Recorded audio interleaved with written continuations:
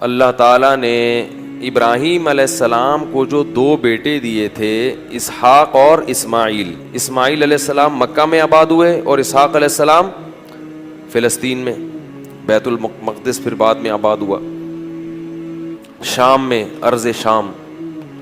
تو آگے پھر اسحاق علیہ السلام کی اولاد میں پیغمبر پیدا ہوئے ہیں، یعقوب علیہ السلام، جن کا نام تھا اسرائیل لقب. پھر ان کے بیٹے تھے یوسف علیہ السلام جو مصر میں تھے. واقعہ بتائیں، مصر چلے گئے تھے، بادشاہ بن گئے تھے. پھر آگے مصر میں ہوتے ہوتے ہوتے ہوتے بنی اسرائیل پر فرعون غالب آ گیا. مصر کے بادشاہ کو فرعون کہا جاتا تھا، جو بھی ہوتا تھا بادشاہ، اس لیے بہت سارے فرعون گزرے ہیں. لیکن قرآن نے جس کا واقعہ بیان کیا یہ وہ فرعون تھا جو بنی اسرائیل کو جس نے غلام بنا لیا تھا اور بہت طاقتور بادشاہ تھا. یہ چونکہ یہ واقعہ جب تک پیغمبروں کا پورا سلسلہ معلوم نہیں ہوگا نا تو بات سمجھ میں نہیں آئے گی. تو بنی اسرائیل کو پھر فرعون سے نجات ملی، صحیح ہے. پھر اللہ نے بنی اسرائیل سے کہا کہ اللہ نے فرعون کو تو خرد غرق کر دیا، اب تمہارے پاس ایک حکومت آئی ہے، ریاست آئی ہے، اللہ کی کتاب بھی آ گئی، اب تم جہاد کرو،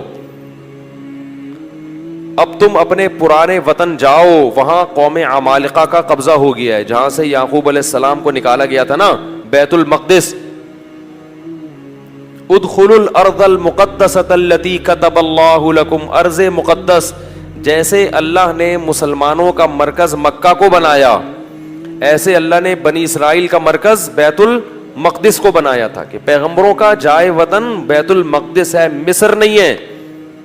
یہاں تو کسی ایک وجہ سے آ گئے تھے، اب اس علاقے پہ قبضہ کرو اور بیت المقدس کو آزاد کراؤ، وہاں تمہاری خلافت قائم ہوگی، پھر وہاں سے پوری دنیا میں جہاد ہوگا، کیونکہ دین برحق اس وقت وہی تھا. اس لیے بیت المقدس کی بڑی فضیلت ہے، ہزاروں پیغمبر دفن ہیں وہاں پہ. جتنے قرآن میں واقعات بیان ہوئے ہیں نا، 99% واقعات وہیں ہوئے ہیں، شام میں. حضرت مریم کا بچے کی ولادت، عیسیٰ علیہ السلام کی تقریر، پھر موسیٰ علیہ السلام، زکریا علیہ السلام کا محراب میں کھڑے ہو کر اللہ سے اولاد کی دعائیں مانگنا، یہ سارے ادھر ہی ہوئے ہیں واقعات. یہ تاریخی واقعات ہیں. جو لوگ جاتے ہیں، اب تو بیت المقدس جا نہیں سکتے، بڑی زبردست جگہ ہے، اگر اللہ کسی کو توفیق دے تو وہ جائے ضرور، ان جگہوں کی زیارتیں کرے. تو وہاں پر کیا ہوا کہ بنی اسرائیل کو کہا گیا اب کچھ ہمت خود کرو اور ارض مقدس پہ قبضہ کرو. تو وہ کہنے لگے، وہ وہاں قوم تھی بڑی طاقتور. تو بنی اسرائیل نے کہا کہ بہت طاقتور لوگ ہیں، پہلے اپنے کسی بندے کو بھیجا، جا کے دیکھ کر آؤ، اگر کمزور سے ہے نا، کانگڑی پہلوان، تو پھر تو جا کے لڑیں گے، اگر پاورفل ہیں تو ہم نہیں لڑ رہے بھائی. حالانکہ پیغمبر جب جہاد کا حکم دے دیں تو پھر وہ جہاد فرض ہو جاتا ہے. تو مشہور واقعہ ہے، بنی اسرائیل نے کہا اذهب انت وربك فقاتلا انا هاهنا قاعدون، اے موسیٰ تو جا اور تیرا رب جا، دونوں جا کے لڑو، ہم یہیں بیٹھ کے پروگرام دیکھ رہے ہیں. قال رجلان من الذين يخافون، اللہ فرماتے ہیں ان میں دو فرد جو اللہ سے ڈرتے تھے، انعم اللہ علیہما، اور اللہ نے ان پر انعام بھی کیا تھا. وہ کہنے لگے کہ چلے جاؤ، فَإِذَا دَخَلْتُمُوهُ فَإِنَّكُمْ غَالِبُونَ، جب موسیٰ کلیم اللہ کہہ رہے ہیں تو اللہ یقیناً مدد کرے گا، جاؤ ہمت کرو، اللہ غلبہ دے گا. وہ لیکن کہنے لگے نہیں بھائی، ہمارے لیے بڑا مسئلہ ہے یار. موسیٰ علیہ السلام کو غضب آیا اور انہوں نے اس مرتبہ دعا مانگی، اے اللہ میں اپنے اور اپنے بھائی کا تو مالک ہوں، ہارون کا، تو ہمیں کوئی حکم دے، ہم نہ کریں تو ہم سے پوچھ. یہ قوم میری سمجھ سے بالاتر، اتنے تیرے انعامات ہوئے، سب کچھ ہو گیا، لاٹھیوں کو سانپ بنتے ہوئے دیکھا، سمندر کے ٹکڑے ہوتے ہوئے دیکھا، فرعونیوں پر مینڈکوں کا، جوؤں کا، آگ کا عذاب، خون کا عذاب، ہر طرح کے عذاب دیکھے. اس کے بعد بھی اب یہ قوم ہمت خود کچھ کرنے کے لیے تیار نہیں ہے. سارے کام کون کرے گا؟ اللہ ہی کرے بس آسمان سے. کم ہمت. تو ففرق بینی و بین القوم الفاسقین، میرے اور اس فاسق قوم کے درمیان اب جدائی ڈال دے، میں نہیں رہ سکتا ان کے ساتھ. بہرحال کچھ عرصہ موسیٰ علیہ الصلوۃ والسلام رہے وادی تیہ میں اس قوم کے ساتھ. اللہ نے کہا کہ اب یہ 40 سال تک یہ علاقہ فتح نہیں ہوگا، 40 سال تک نہیں، یہ میدان میں گھومتے رہیں گے بس. تو وہیں موسیٰ علیہ السلام کا پھر انتقال ہو گیا اور آپ دنیا سے چلے گئے. پھر موسیٰ علیہ السلام کے بعد پھر دوسرے پیغمبر آئے اور ان پیغمبر نے بنی اسرائیل کو پھر حکم دیا. بنی اسرائیل خود کہنے لگے کہ ہمیں آپ جہاد کا حکم کیوں نہیں دیتے ہیں بھائی, ہم بھی کچھ علاقہ فتح کریں. ٹھیک ہے, اور ہمیں ہمارے گھروں سے نکالا گیا اور ظلم کیا گیا. الم تر الی الملأ من بنی اسرائیل من بعد موسیٰ, اللہ فرماتے ہیں موسیٰ کے بعد بنی اسرائیل کی ایک جماعت تھی, کیا تم نے ان کو دیکھا؟ تو اس وقت کے نبی نے ان سے کہا کہ تم سے امید یہ ہے کہ جب تم پر جہاد فرض ہوگا تو تم لڑو گے نہیں, خالی پیلی کی باتیں پھینک رہے ہو. بہت سے لوگ باتوں میں بڑے فنٹر ہوتے ہیں نا, جب کام آئے تو, اس لیے اللہ سے عافیت ہی مانگنی چاہیے بھائی. تو انہوں نے کہا نہیں ہم لڑیں گے. تو پھر جب ان پر جہاد فرض ہو گیا, نبی نے, اللہ نے ایک انہی میں سے کسی ایک کو کمانڈر بنایا جس کا نام تھا طالوت. طالوت کو کمانڈر بنایا تو وہ کہنے لگے کہ اب چونکہ لڑنا نہیں تھا نا, بہانے تراشنے لگے, تو کہنے لگے یہ والا کمانڈر ہمیں قبول نہیں ہے, جہاد کے لیے تو ہم تیار ہیں مگر یہ والا کمانڈر نہیں چلے گا کیونکہ یہ غریب ہے. دولت مند آدمی کو ہمیشہ غریب آدمی کی اتباع سے عار محسوس ہوتی ہے. تو طالوت جو تھے نا وہ غریب تھے اور ان کو پیغمبر نے کیا بنا دیا؟ کمانڈر, اور کہا کہ یہ میں نے اللہ کے حکم سے بنایا ہے لہذا مانو. کہنے لگے انا یکون لہ الملک علینا, یہ کہاں سے امیر ہو گیا بھائی؟ نحن احق بالملک منہ, ہم زیادہ حقدار ہیں, ہم میں سے کسی کو بناؤ, ہم میں جو ہے نا بڑے بڑے قوم کے سردار. تو نبی نے کہا کہ نہیں, یہ سلیکشن اللہ کی طرف سے ہے. اور ان کے برحق ہونے کی ایک علامت یہ بھی ہے کہ حضرت موسیٰ اور ہارون علیہ السلام کی کچھ یادگاریں, کچھ تبرکات, جو ان کی کچھ اشیاء تھیں. بنی اسرائیل کیا کرتے تھے کہ جب بھی کہیں جہاد میں جاتے تھے تو حضرت موسیٰ علیہ السلام کی لاٹھی اور اس طرح کی کچھ چیزیں جو ان کے پاس رہ گئی تھی نا, وہ لے کے جاتے تھے تو اللہ ان کو فتح عطا فرماتا تھا. اس کی برکت تھی, کیونکہ وہ ظاہر ہے متبرک لاٹھی تھی نا حضرت موسیٰ علیہ السلام, اب اس سے سانپ تو نہیں بنتا تھا, لیکن ہارون علیہ السلام اور موسیٰ علیہ السلام کی اس طرح کی چیزوں کو تبرک کے طور پر وہ استعمال کرتے تھے اور اللہ کی مدد شامل حال ہو جاتی تھی. تو بنی اسرائیل کو طالوت نے پھر انہوں نے جو ہے نا وہ تابوت آیا جس میں وہ تھی, تو فرشتے اس کو لے کر آئے, تو ان کو اطمینان ہو گیا کہ اب اللہ کی مدد یقیناً ہوگی, تو میدان جنگ میں اس کو لے کے جاؤ ساتھ.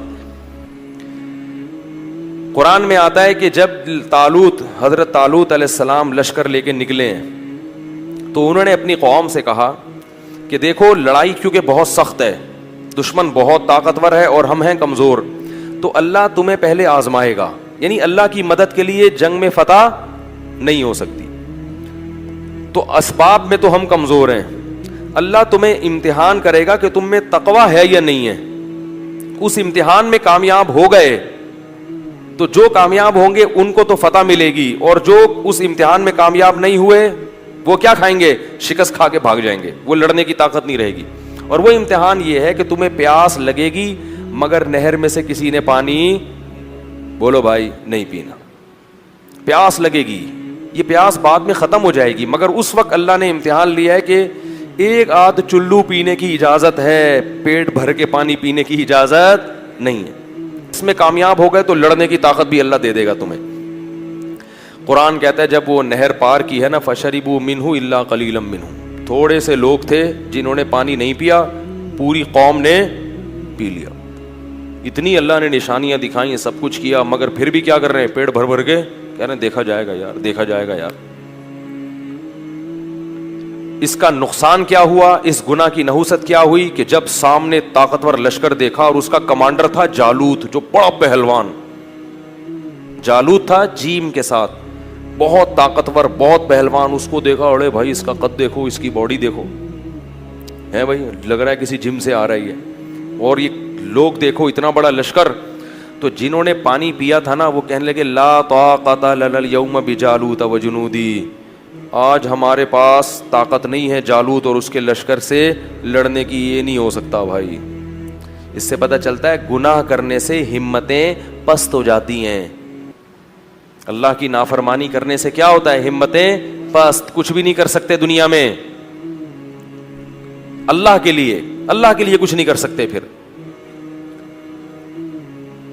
لا طاقت اليوم بجالوت وجنودی قال الذين يظنون انهم ملاقو اللہ. اللہ فرماتے وہ لوگ جن کو اللہ سے ملاقات کی امید تھی کہ ایک دن اللہ کے سامنے کھڑے ہوں گے، اس کا ہمیں بدلہ مل جائے گا، وہ کہنے لگے کہ کم من فئۃ قلیلۃ، دیکھو کتنی ہی بار ایسا ہوا ہے کہ ایک چھوٹی سی جماعت کو اللہ نے بڑی جماعت پر غلبہ دیا ہے. ہمت کرو، کیونکہ پیغمبر کے حکم پہ آئے ہیں ہم. خود سے جب آئیں گے تو دو رائے ہو سکتی ہے نا کہ بھئی صحیح کیا غلط کیا، تو اللہ کہہ رہا ہے تو غلط ہو ہی نہیں سکتا. اور اللہ نے ہمیں شکست دینے کے لیے تھوڑی بلایا ہے، تو اللہ غلبہ دے گا. تو اب جب لڑائی شروع ہوئی ہے تو اتنی زبردست انہوں نے دشمن نے حملہ کیا کہ قرآن کہتا ہے کہ یہ جو تھوڑے سے لوگ میدان جنگ میں ڈٹے نا، ان کو اندازہ ہو گیا کہ ہمارے قدم یہاں ٹھہر نہیں سکتے، ہم نہیں ٹھہر سکتے. تو اب اللہ سے دعا مانگ رہے ہیں، ربنا افرغ علینا صبرا وثبت اقدامنا وانصرنا علی القوم الکافرین. کیسے عجیب الفاظ ہیں، اے اللہ ہم پر صبر کو انڈیل دے. انڈیلنا کسے کہتے ہیں؟ جیسے بالٹیاں بھر بھر کے پانی کسی کے اوپر ایک تو ہوتا ہے نا ڈالنا، یہ نہیں کہہ رہے اے اللہ ہمیں صبر کی توفیق دے دے، نا نا نا نا نا. صبر کی توفیق تو چھوٹے موٹے غموں میں ہوتی ہے، یہاں تھوڑا سا صبر نہیں چاہیے، بہت بہت مشکل ہے بھائی، لڑنا بہت مشکل ہے. وثبت اقدامنا، اور ہمارے قدموں کو یہاں پر جما دے، یہاں پہ اکھڑنے نہ پائیں، ہم تجھ سے دعا مانگتے ہیں. وانصرنا علی القوم الکافرین، اور ان کافروں پر ہمیں ہماری مدد کر. کیسا منظر ہوگا، اور اللہ کو اس طرح سے لڑنے والوں پر کتنا پیار آتا ہوگا. اس لیے یاد رکھو جہاد کی بہت بڑی فضیلت ہے اسلام میں. جہاد معمولی عبادت، جو بھی اپنے ملک کے لیے، اپنے دین اور مذہب کے لیے، اسلام کے لیے لڑتے ہیں، ملک کے لیے لڑنا، اسلام ہی کے لیے لڑنا ہے. تو وہ کیا کہنے لگے، اے اللہ تو ہمیں قدم یہاں پہ جما دے اور ہم پہ صبر کو انڈیل دے. اللہ کی مدد آئی، وہ تھوڑے سے، کیونکہ اللہ نے اپنے دین کو باقی رکھنا ہے. یہ بھی ختم ہو جاتے تو بنی اسرائیل تو گئی. ایک قوم کو اللہ نے ہدایت دی تھی، وہ بھی ختم، تو پوری دنیا تو گمراہ تھی. تو اللہ کام ایمان والوں ہی سے لیتے ہیں. بنی اسرائیل تھے بڑے نالائق، مگر تھے تو ایمان والے تو وہی تھے نا. تو بھائی جیسے مرضی ہیں، اللہ کیا کر رہے ہیں کہ بھائی اب ایمان والے تو یہی ہیں نا، اب کافروں سے تھوڑی لوں گا کام. تو جیسے مرضی نالائق ہیں، انہی میں سے نیک لوگ پیدا کروں گا. تو اللہ نے کیا کیا، اللہ فرماتے ہیں فَهَزَمُوهُمْ بِإِذْنِ اللَّهِ، اللہ کے حکم سے ان تھوڑے سے لوگوں نے ان طاقتور لوگوں کو شکست دے دی. جب شکست دی ہے تو انہی بنی اسرائیل میں ایک شخص تھے جن کا نام تھا داؤد، جو کمانڈر نہیں تھے اور نہ نبی تھے. ایک امتی کی حیثیت سے وہ میدان جنگ میں لڑ رہے تھے. وہ بھی ان تھوڑے سے لوگوں میں تھے. نہ صرف یہ کہ ان تھوڑے سے لوگوں میں، بلکہ ان تھوڑوں میں بھی جو انتہائی درجے کی بہادری دکھانے والے تھے ان میں سے تھے. انہوں نے ہدف بنایا تھا جالوت کو، جو سب سے زیادہ طاقتور تھا. یہ بڑی بات ہوتی ہے نا. دیکھو اس زمانے کے دیندار لوگ کیسے ہوتے تھے یار. آج چھپکلی سے ڈرتے ہیں دیندار آدمی. آج دیندار آدمی کو چلانے کے لیے یہاں سے وہاں تک بولو نا انڈا موڑ چلے جاؤ تو اس کا سانس پھولتا ہے. کہتے ہیں ایکچولی میں اتنا نیک آدمی ہوں کہ میں تیز چل نہیں سکتا. داؤد علیہ السلام تو بڑے پیغمبر تھے اس وقت، نہیں پہلے تو عام امتیوں کی طرح تھے. تو قرآن کہتا ہے داؤد علیہ السلام نے داؤد نے کس کو ہدف بنایا؟ جالوت. اتنی سخت لڑائی ہے اور میں کس کو ہدف بناتا ہوں؟ جالوت کو. ان کو قتل کروں گا. وقتل داؤد جالوت، اور داؤد علیہ السلام جالوت کو قتل کرنے میں کامیاب ہو گئے. لہذا فتح میں، جیسے کھلاڑیوں میں کھیل جب ہوتا ہے نا تو ایک مین آف دی میچ ہوتا ہے کہ بھئی یہ ہے جس نے جتوایا ہے میچ. تو وہ جنگ جتوانے میں سب سے بڑا کردار کس کا تھا؟ داؤد کا. اللہ فرماتے ہیں آتاہ اللہ الحکمہ، اللہ نے آپ کو نبوت عطا کر دی.